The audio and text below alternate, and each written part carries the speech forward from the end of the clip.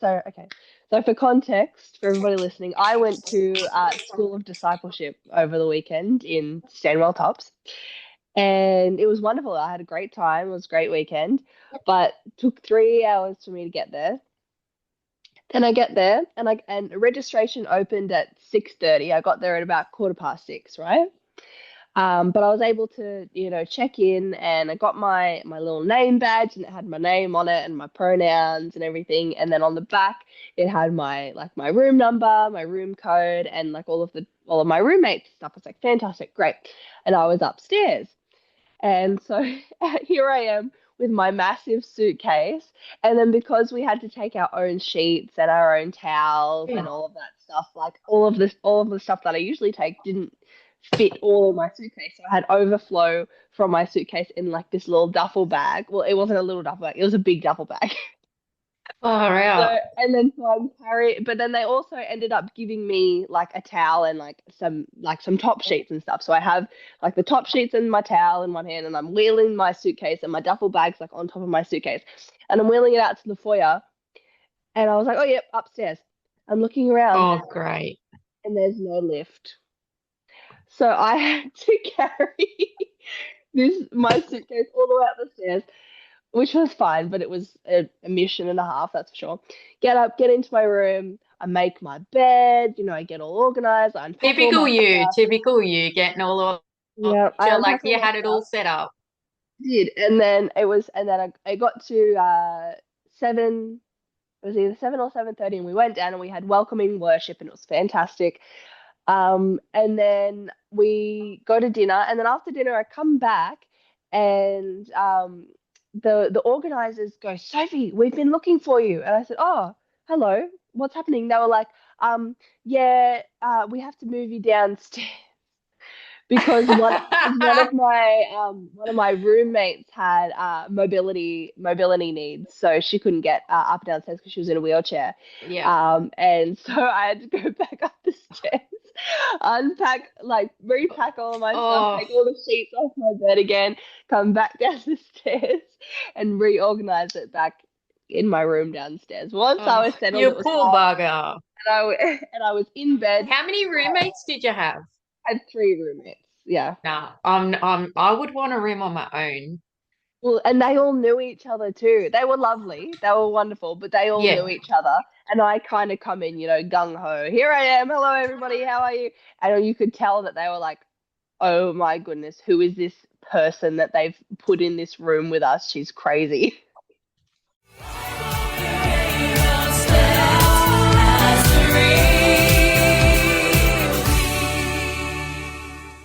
The Rainbow Steps podcast would like to acknowledge the traditional custodians of the land on which we record this podcast, the Awabakal people, and extend that respect to elders past, present, and emerging. We would also like to pay respect to any Aboriginal or Torres Strait Islander peoples listening and acknowledge the lands you are on today. Always was, always will be Aboriginal land. Welcome to the Rainbow Steps podcast, where we talk all about faith, life, and following Jesus through all the chaos. My name is Sophie, my pronouns are she, her, and I am the online coordinator here at Adamstown Uniting Church. And my name's George. My pronouns are they, them, and I'm an elder here at Adamstown Uniting Church. I'm so sad that I missed the sermon yesterday. I literally haven't even watched it yet. It was So great. Yeah, it was good. You have to allies. tell me It all was about really great.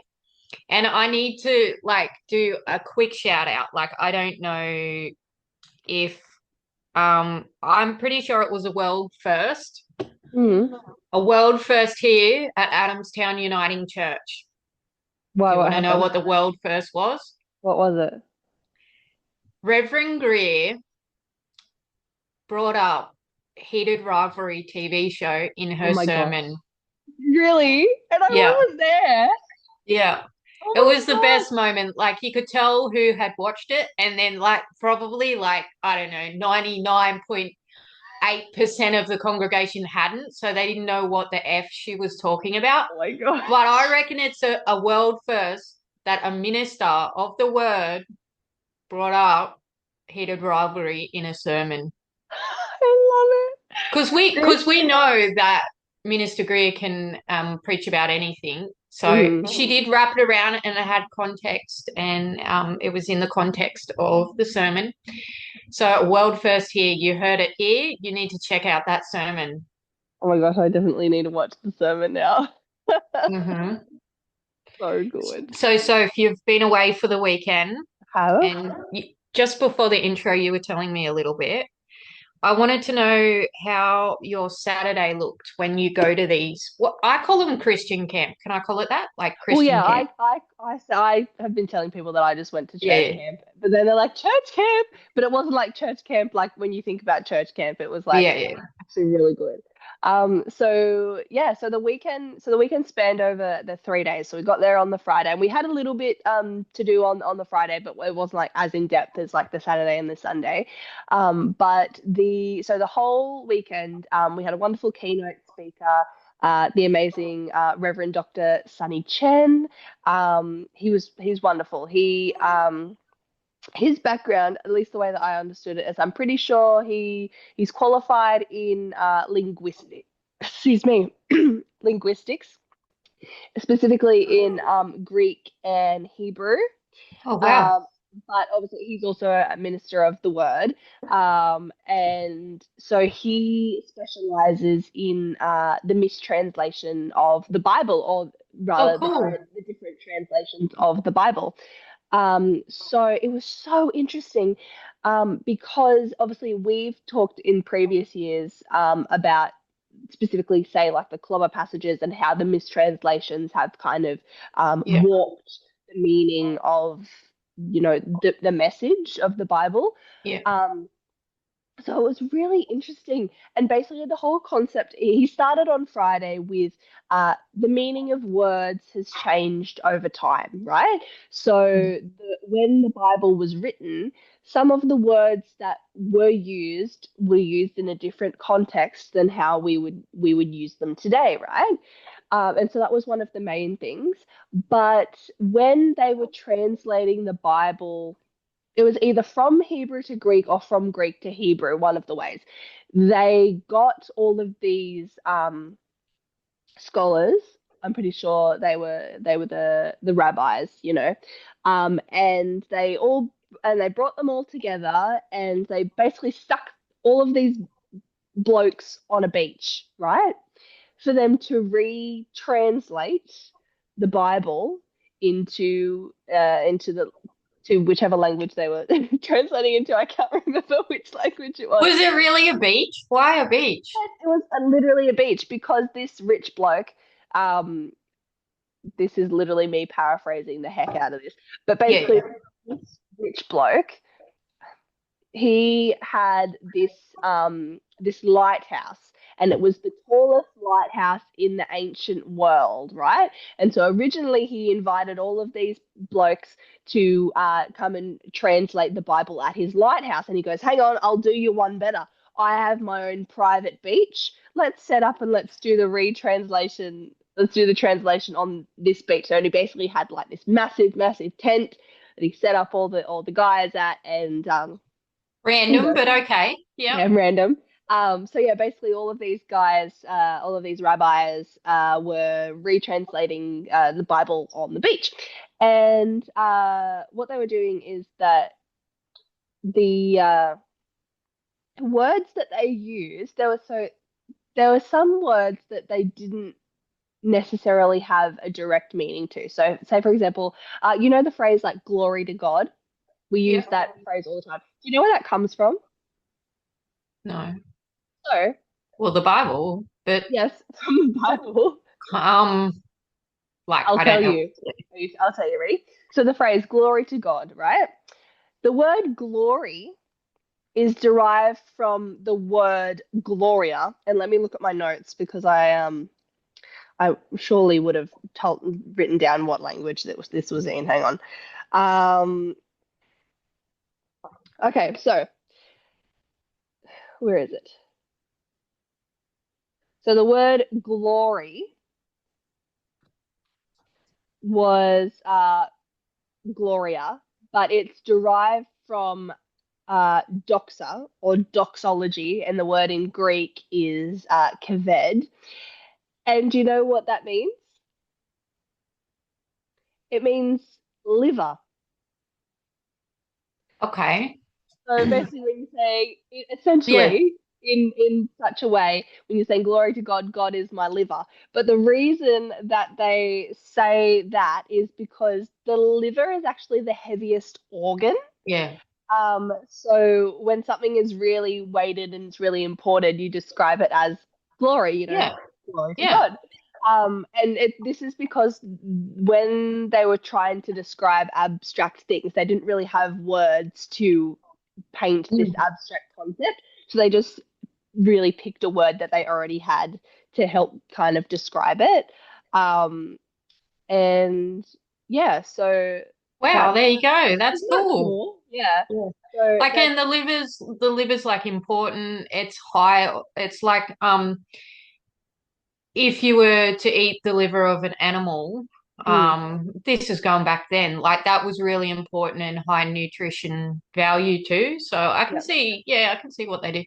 That's a cool story. I yeah. like that. And so that was basically it was basically like a three-parter, like over like Yeah. the weekend. So yeah, he started with that on Friday, and then on Saturday, it was all about uh lost in translation, like the idea. Basically, he framed it as Christian romance in the sense that like the story of the Bible follows a specific literary structure, right? Because it's the greatest story Yeah. written of all time, but it does still follow that literary structure. And obviously, of the story, the climax of the story is, of course, Easter, right? Because that's like, the peak with, all of that with the crucifixion and the resurrection. Um, but all of the stuff before he talked specifically about the literary structure, he talked about some of the mistranslated concepts that are in the Bible. So, like, think for example, and this is what I found really, really interesting, right? But let's go back all the way to the beginning in Genesis, right? And they talk about the tree of life, and in the center of the garden was the tree of life, and basically like there's the line in the scripture where if they eat the fruit from the tree of the knowledge of good and evil, they shall surely die, Yeah. right? But it's used in an infinitive, and it's like um used with the word Hayim, which means life and community, and Hai means family. Mm. So when they say surely die, it's not talking about death in a literal sense. Yeah. They're talking about death as in separation. So Okay. they will surely Yeah. die, but it's not like die like death. It's like Yeah. die as in they will surely be separated, which they were. They were cast out of Mm. the garden. Um, yeah, that was basically just like, Wow. how cool is that? Like, it's so mind blowing. Um, and yeah, and then he talked a little bit about death, which led back to the separation, because the death came from the word mot, which was from a god that they had. And he had a brother named Yam, who is god of the seas. And then there's a verse that talks about how the seas will disappear, but they're not talking about how the literal seas will disappear. They're talking about how Yam, the brother of Mot, will go away, and there'll be no more anger, and there'll be no because Yeah. he represented anger and upheaval and all of those things. So when the seas disappear, that's what Yeah. they're talking about. They're talking about the disappearance of all this anger and upheaval. um, Wow. and yeah, so literally, I'm literally sitting there like the whole time, Yeah. like mind blown.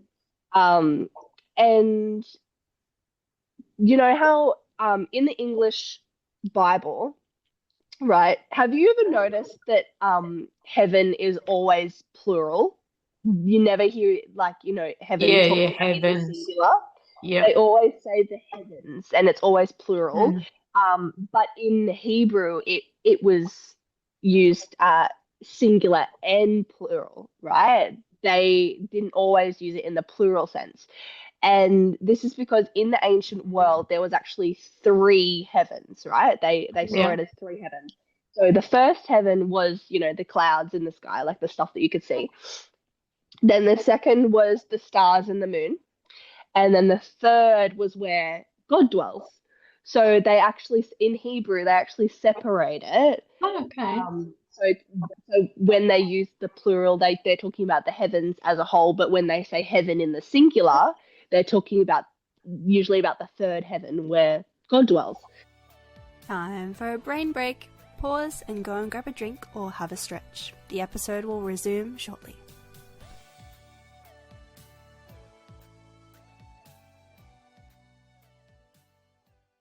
No, that's so interesting. Like, when because I have seen like documentaries and stuff and read in time periods like they've worshipped the sun, you know?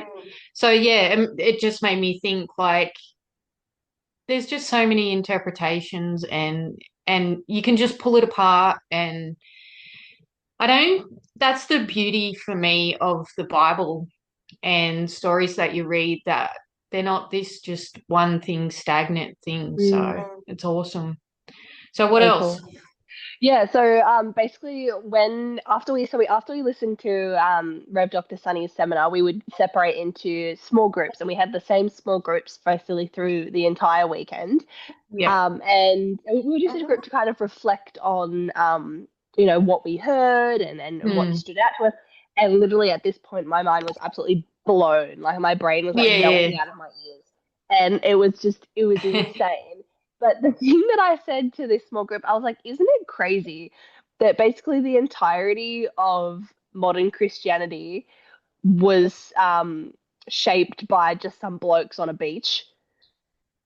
Like, because of the words that they chose to use in the translations, and some of the words that they used, they missed the mark on this, on the translations. They the words that they chose unconsciously shaped the entire structure of modern Christianity. And the world, basically, Yeah, like this literally. is followed through and changed generations upon generations. Like, Yeah, far out. Yeah, it blows your mind. Hey, it like, really does. did he say anything about like who they were? Like these men? Yes, he did. I didn't write it down, but I'm pretty sure they were like the most, Highest and yeah, they were like the most, I think they chose like two people from each. There ended up being like 62 or 72 guys who were doing the retranslation yeah, because it was from the different synagogues, I yeah, think, yeah. like whatever the different, so yeah, they were from like the different regions, and so they all just came together because obviously they had like different dialects and all of those Yeah, things. So yeah. they kind of came together to try and form this one cohesive translation kind of thing. Man, I bet they had some like squabbles on that beach. Oh yeah, I would love to be a fly on a wall on that beach. Hey, I want a time machine so bad. Literally, wouldn't it be so cool? But yeah, so that was what we were doing on Saturday, and yeah, and then so after we did the small groups, we had lunch and we got to do electives. And I had a very interesting elective on indecent theology, Yeah. which is probably not podcast appropriate. But it was very interesting. If you listeners are interested in indecent theology, I would highly, highly recommend searching indecent theology. And there's this, I think she's South American. I can't remember what her name is, but there's a South American author who has an entire book on the idea of indecent theology. Obviously, just please err on the side of cautions. There are some mature themes in this concept of indecent theology. So obviously, with everything, please just go with care. But it was very, very interesting, very eye-opening, and it touched on a lot of things that I had never thought about before. So it was very great. But the thing on Saturday that really captured me was I went into this not knowing anybody, right? I went entirely by myself, and like with everything, I forced myself to make friends. But we had what we call at SOD Songfest, which one of our wonderful co-attendees hosted, and he described Songfest as it's essentially a talent show, but he described it as, remember when you were young and you really wanted to have a sleepover with your cousins, so you performed for your parents so you could win the sleepover? Yeah.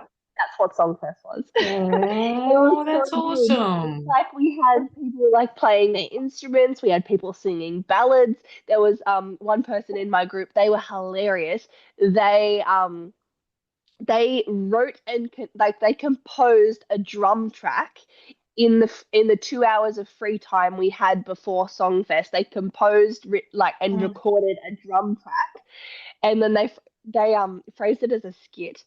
Oh. And they were like, well, I wrote the original lyrics to this song on ancient parchment paper, but unfortunately it's been seized by the museum.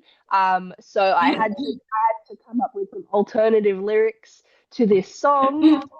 And I'm going to derive the lyrics of this song from my most favorite medieval English folk song, right? Wow. Yeah. And then over this drum track, they proceeded to read out the Old English Wikipedia page on green tree frogs in a Scottish accent. Oh. It was hilarious. It was so funny. I could not stop laughing. It was so funny. And like the range of things, there was poems, there was songs, there was music, there was Awesome. dance. Yeah. It was amazing. Like, the community was just so wonderful, and everyone was so supportive. Like Tom, Did who you hosted, do was like, anything? oh no, but I probably will next year. So Okay. hopefully. So Start yeah, planning. Tom was like, it's literally going to be like the cousins. So anything that you got that you do, we will like. Um, but yeah, and then I went to bed early on Saturday because I was just exhausted. But apparently, and we were talking at worship on Sunday morning, that apparently on Friday night or Saturday morning that there were people who were partying on until 5 o'clock in the morning. What? So School of Discipleship goes hard. But by Sunday, we were all a bit, bugging. But Sunday, Sonny continued to blow our minds because he dove more into the literary themes of the Bible. And the thing that I found really interesting, so he spoke about the gospel according to John, right? And obviously, in any story, you have themes throughout the story, right? That's how you lead up to the climax, essentially, right? So, have you ever thought about water as a symbol of the spirit? Yeah. Yeah. Duh, right? Yeah. Do you know why? Well, it's life-giving. Mm-hmm. Um, life-giving. Yeah, it's life-giving. It's water. Like the planet's made of water, Yep. so it's all around. So it's the spirit, and yeah, This is what John says about water, right? yeah, So obviously Jesus baptized people in water. This is not, yeah. I don't think this is in a particular order. This is just how I wrote it down. But Jesus baptized people with water. Jesus turned water into wine at the wedding. Nicodemus was learning that you can be born again through water and spirit. Yeah. The woman at the well, and the idea of the living water. Yeah. And this is the first time the word thirsty appears, right? Oh, yeah. Out of a believer's heart, but Yep. the word that they use for heart actually means belly, right? The word that Okay. they used for heart. Um, so hold that thought. The word they used for heart meant belly, out of his belly. Um, And then there was a man who was waiting by the pool of water to be healed. There was Jesus walking on water. There was the story of the blind man. There Mm-hmm. was Jesus washing the feet of the disciples. And then all of this leads up to Jesus's crucifixion. And they poke him in the side, and what flows out? Yeah. Blood and water. Yeah. So it all leads up Yeah. to this. Like like John just sprinkles it all Yeah. in throughout the gospel, and then it all just comes up to that. And I was like, isn't that crazy? That's Yeah. insane.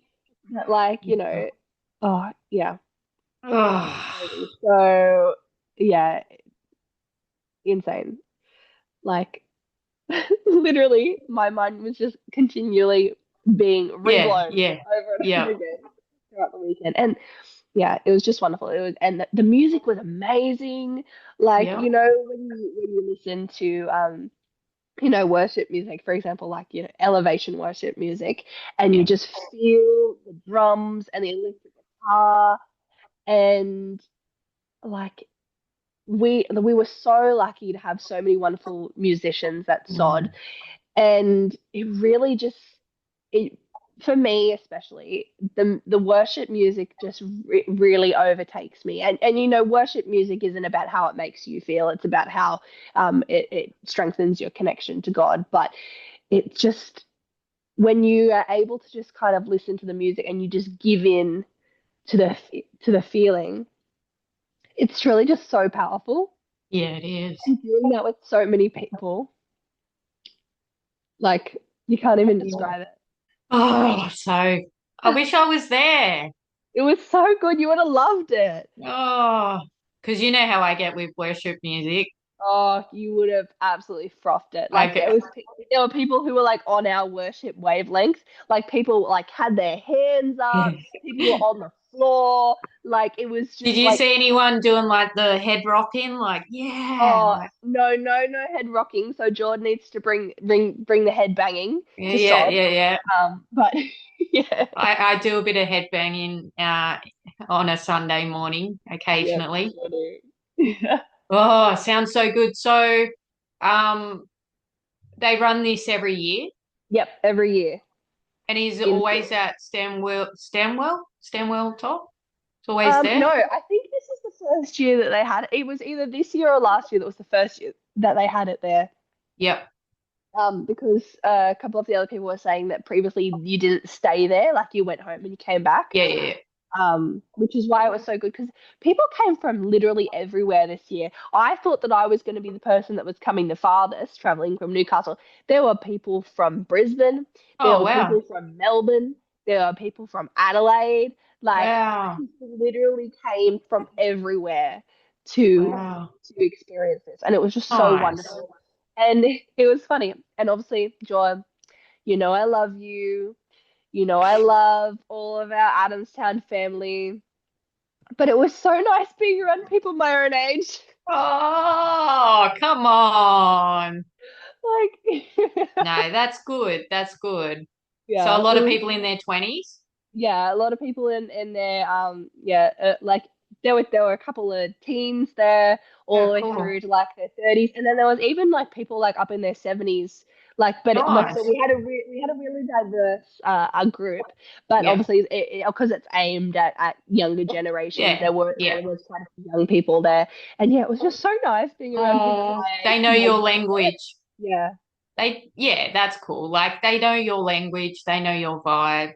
They're all in on what you guys are doing. Did you Yeah. learn a lot about like technology from anyone or like, Well, actually, funny you asked that, because wonderful Kelly from the yeah, Taz Synod, she yeah, was there, and she was hosting the one of the panels on oh my gosh, discipleship and AI. yeah, yeah, And so I was listening to her panel about that, and it was really interesting, because obviously within the church space, everyone is of course so strongly passionate about justice, as you should be, um, and so on the panel we had a range of perspectives. We had someone that was very very much against the use of AI, someone who was neutral, and then Kelly described herself as optimistically positive, right? I love Um, that. but the guy who facilitated, David, he has a master's in sustainability. And because one of the things that I think most people are most concerned about when it comes to the use of AI is the ethical, environmental impacts that it has, right? Yeah. But he actually said that it actually uses more water to make and eat a hamburger than it does to use ChatGPT a couple times a week. Mm. Mm. So the way that they really framed it was you've really just got to figure out what your hard limit is. And like with everything, Yeah. you've got to find the balance. And Kelly used the example of, because one of the audience members brought up the idea of the Christian value of abstinence and going without, right? And Kelly kind of said, okay, well then let's frame that in the idea of fasting, right? You don't fast forever. Jesus didn't go into the wilderness for forever. Jesus went into the wilderness for 40 days and then came back and then resumed Yeah. normal life. Sounds so good. Yeah, it was so good. Um, but yeah, so basically just, finding out what your hard limits is and if the consequences for you, Yeah. like when you think about it logistically, if it weighs well with the positives, then go for it. Some of the stuff you've talked about, I'm like, oh, I'm gonna look that up and have a Mhm. go. It just blows my mind. I love it too. We nerd out on it. Hey, We do. if I feel like it was like Grey's Anatomy where we just pull stuff apart and Yeah, so it was good. so cool. And there's so much more that I haven't even mentioned, so Yeah. we might have to do like a part two or Oh something. yeah, yeah. But yeah, very very interesting, very cool. I feel like I've learned so much. I feel like I kind of went into this weekend feeling a little bit of imposter syndrome. Um, because, and I mentioned this, I was like, because I'm a baby Christian, like I didn't grow up in the Oh, church. I didn't, yeah. I don't have any really background info. So I went in and people already, Sunny would mention, oh, this story, and I'd be like, no, I don't know that story. I don't know what you're talking about. But then by the end of it, with the context and with the breaking down of it, and with talking to people, it was just like I really feel so fulfilled. Yeah. And one of the things that Sunny really said that resonated me is that most people think about the light of God, and there's the verse about the light of God shining on your face, right? But it's not necessarily about you know God's light is there. God is the light, but we are the lantern, Mm. that so we illuminate and we spread the light of God as disciples, you Yeah. know so people should be able to see the light of God within us. um and yeah, I just thought that was really great. I'm sad. I missed you yesterday. Did you? Why? Cause we didn't have the A team, but that was okay. We had a good day yesterday at church and it was That's good. great. But it was very, very busy. Oh, I can imagine. I'll have to go watch the sermon now. Yeah, it was a great sermon. I really like celebrating the allies. They're our friends. Our friends. No, it's good to make everyone feel welcome. Yeah. All All right, right, let's wrap it wrap it up. up. Wrap it up. Wrap it Wrap up. it up. So yeah, I've been talking a lot. Sorry, John. But I think that all of the stuff, this is really interesting. Like, and I Yeah. love it. Um, so yeah, I hope that all of our listeners have learned something today. I certainly have done so much learning, so I feel like I'm just going to be nerding out for a long time after this. As always, thank you so much, everybody, for listening. We love you. Thank you so much for all of the love. Um, it's really nice to know that we've become part of your weekly routines and you listen to us every It's a week. privilege. It's a privilege. So we thank you so much for that.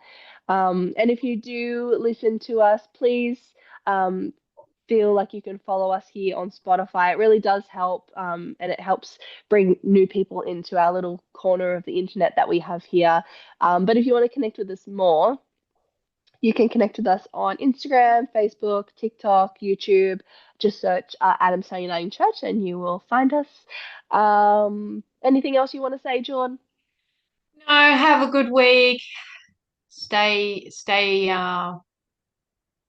I don't know, just have a good week. Have a good week. Stay warm. Stay kind. Wait on. Be kind. Be kind. Be kind. Amazing. All right. Have a blessed week, everyone. We will see you next Thursday. Bye all. Bye.